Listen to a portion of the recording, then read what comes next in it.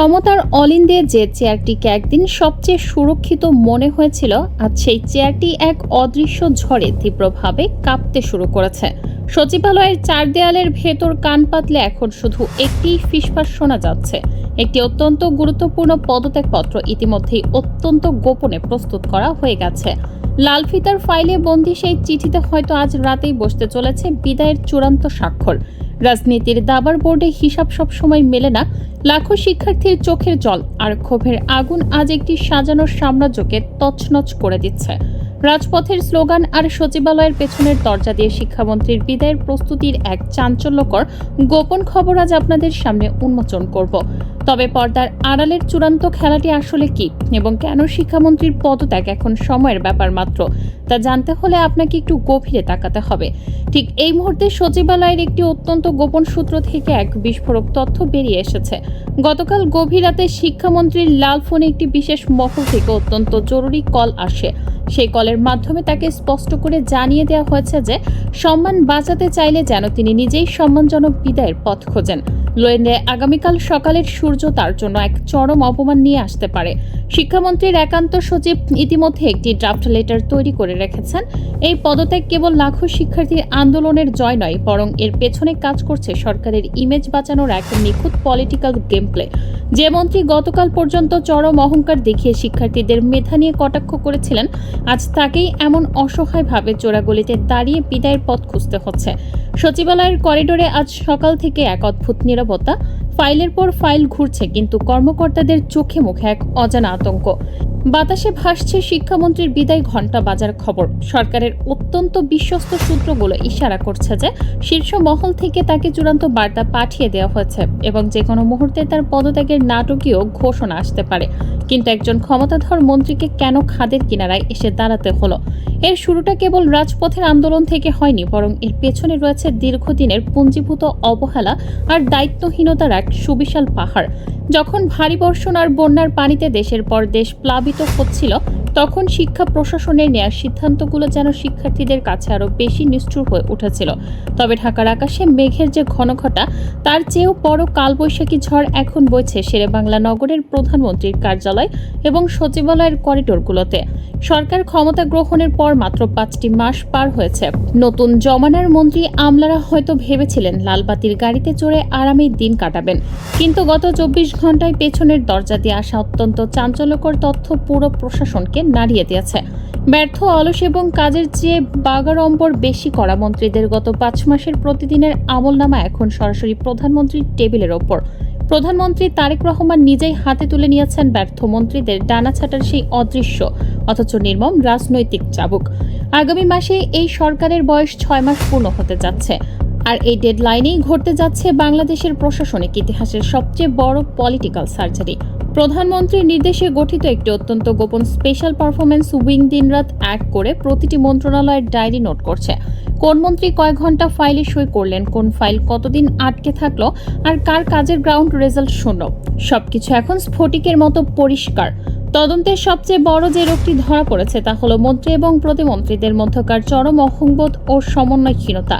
এক টেবিলে বসেও অনেক হেভিওয়েট মন্ত্রী এবং তার ঘরের প্রতিমন্ত্রী একে অপরের মুখ পর্যন্ত দেখছেন না, যার ফলে দিনের পর দিন ফাইল আটকে থাকছে। কর্মদক্ষতা বৃদ্ধি এবং ভৌগোলিক ও রাজনৈতিক ভারসাম্য ঠিক রাখতে আগামী মাসেই মন্ত্রিসভার আকার শুধু পুনর্গঠনই করা হবে না, বরং বেশ কয়েকজনকে সোজা সাইড লাইনে পাঠিয়ে দেওয়া হবে। এই মেগা রদবদলের শূন্যস্থান পূরণ করতে এবং প্রশাসনের নতুন রক্তের সঞ্চার করতে খুব শীঘ্রই যুক্ত হতে যাচ্ছেন বেশ কিছু ঝানু এবং হেভিওয়েট মুখ। রাজনৈতিক মহলে এখন এবিএম মোশাররফ হোসেন, আশরাফ উদ্দিন নিজান, মাহিদুর রহমান, এরশাদুল্লাহ খান এবং প্রবীণ নেত্রী সেলিমা রহমানের নাম বেশ জোরে সোরে শোনা যাচ্ছে। পাশাপাশি ঘুরে ফিরে আসছে ব্যারিস্টার নওশাদ জমিরের নাম। ভৌগোলিক রাজনীতির ভারসাম্য মেলাতেও এবার বড় চমক আসছে। এতদিন মন্ত্রিসভায় শূন্য থাকা বৃহত্তর নোয়াখালী বেল্টের ক্ষোভ প্রমোশন করতে ডক্টর আব্দুল মঈন খান, ব্যারিস্টার মাহবুবউদ্দিন খোকন, বরকতুল্লাহ বুলু এবং মাঠ কাঁপানো নেতা জয়নুল আবেদিন ফারুকের কপাল খুলতে পারে।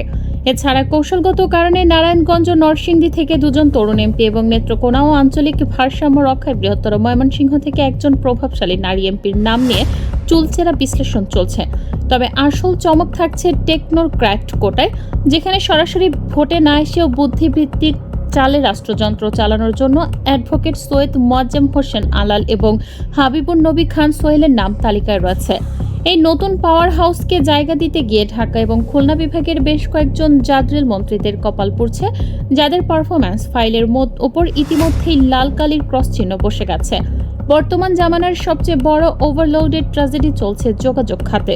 একজন মাত্র মন্ত্রীর ঘাড়ের উপর চেপে বসে আছে 3টি মেগা প্রজেক্ট সমৃদ্ধ পাহাড় সম মন্ত্রণালয়। শেখ রবিউল আলম একাই সড়ক পরিবহন ও সেতু, রেলপথ এবং নৌ পরিবহন মন্ত্রণালয় সামলাচ্ছেন। সকাল থেকে গভীর রাত পর্যন্ত কোটি কোটি টাকার ফাইলে সই আর রুদ্ধশ্বাস মিটিং করতে করতে তিনি আক্ষরিক অর্থেই হিমশিম খাচ্ছেন। সম্প্রতি তিনি জনসমক্ষে এও স্বীকার করে নিয়েছেন যে নির্বাচনের আগে টোল মওকুফের যে প্রতিশ্রুতি তিনি দিয়েছিলেন তা কেবলই জনমত গঠন এবং ভোটে জেতার রাজনৈতিক কৌশল ছিল। তার এই ধরনের মন্তব্যের জেরে গণমাধ্যমে তীব্র সমালোচনার সৃষ্টি হয়েছে। কর্মকর্তারা বলছেন 24 ঘন্টার মধ্যে তার ঘুমানোর সময়টুকুও জুটছে না। তবে ভেতরের খবর হলো এই হিমশিম খাওয়ার পেছনে শারীরিক চাপের চেয়েও বড় হয়ে দাঁড়িয়েছে রাজনৈতিক মেরুকরণ। দলের ভেতরের একটি শক্তিশালী গোষ্ঠী চাচ্ছে বিলিয়ন ডলারের প্রকল্প সমৃদ্ধ এই মন্ত্রণালয়গুলোর নিয়ন্ত্রণ নিজেদের বিশ্বস্ত কবজায় নিতে। আমাদের নির্ভরযোগ্য সূত্রগুলো বলছে, হেভিওয়েট অর্থমন্ত্রী আমির খসরু মাহমুদ চৌধুরীও জোড়া মন্ত্রণালয়ের চাপ সামলাতে হাঁপিয়ে উঠেছেন।